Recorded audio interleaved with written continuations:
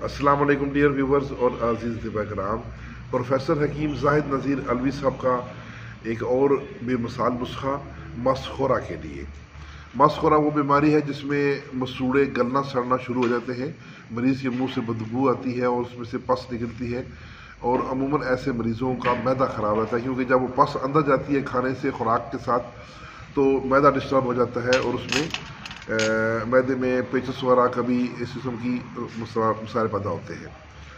तो मसखोरा के लिए बड़ी अच्छी एक कच्ची घानी की सरसों का तेल, रोगन सरसों जो कच्ची घानी का बना हुआ जो देहातों में लगी होती है, ये 50 ग्राम और शीशा नमक 10 ग्राम। 6 घंटे तक इन दोनों की खूब रगड़ाई करें और उसके बाद एक शीशे की बोतलों में महफूज कर लें। तरकीब इस्तेमाल ये है कि रात को सोने से कबल मसूड़ों पर अपनी उंगलियों से अच्छी तरह मसाज करें और उसके बाद कुल्ली नहीं करनी, बल्कि सुबह तक कुल्ली ना करें, रात को ये लगा रहे मसूड़ों पे। तो इसके फ़ायदों में से सबसे बड़ा फ़ायदा मसखोरा के लिए नहायत मुफीद है। दांत दर्द में भी बड़ा काम करता है, उसमें पस पीप वगैरह जो बादी पानी होता है उसको ये निकाल दें। तो ये मालिश करेंगे और थोड़ी देर मुँह खुला छोड़ दें तो काफ़ी पानी वगैरह अंदर से निकलेगा, तो दांत बिल्कुल साफ़ सुथरे हो जाएंगे। तो इसके साथ इजाज़त, वस्सलाम।